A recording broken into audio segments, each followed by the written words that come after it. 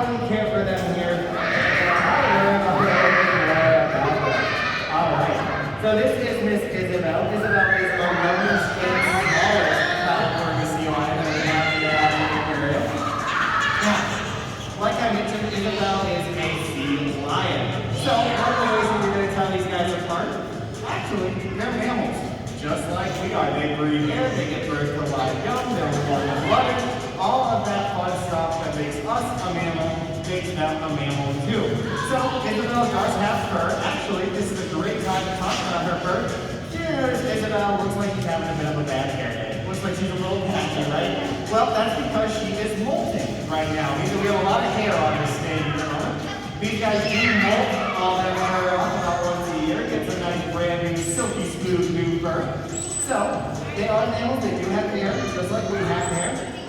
Now, you're going to notice that Isabel has those big flippers. Now, the word for seals, sea lions, and walruses is what's called pinniped. And that means flipper-footed animals. You can certainly see where that inspiration comes from. Now, Isabel is showing you one of the biggest differences between seals and sea lions, which is how they use their flippers. Sea lions have those big, powerful front flippers that they're used to pull themselves through the water. Big, broad strokes, but they can also show how strong they are by supporting their body weight like that. So Isabel is learning how to walk on those big front flippers, those big, strong front flippers. See how strong they are to be able to support all that body weight. Now, her seal cousins would not be able to do this. Seals have a much smaller, tighter front flippers. Nice and stubby, helps them kind of pull themselves along on slippery surfaces like gravel or sand or ice. Now, another thing that I noticed about Isabel actually has to do with the way she moves, the way they shake too. Now, Isabel has those big front flippers, those big hind flippers, but if you were to hold your hand out like this and close it together like this, you would essentially be making a sea lion flipper. Even though it looks a little differently, they do have roughly the same structure as our hands do. Same number of digits, all that stuff, it's just kind of combined to make that flipper. Now, one of the most interesting things about Isabel, one of the things that gives her such character, are those whiskers that she has on the front. Now, those whiskers have a big, fancy name. They're called brisette, and they have a fancy name because they have a really cool function. Each of those whiskers has an individual nerve ending in it, which means if you hold your hand out like this, and you touch your fingertips one at a time, that's because each finger has a nerve in it, right?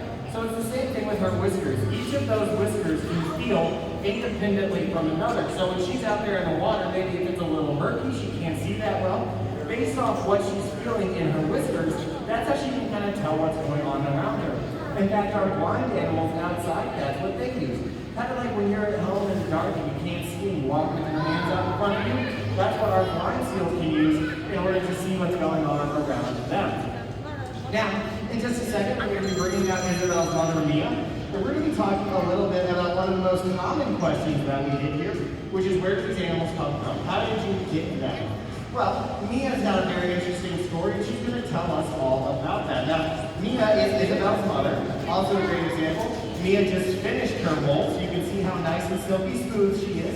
She's got all that new fur, looking nice and fancy. Now, Isabel, like I mentioned, is Mia's daughter.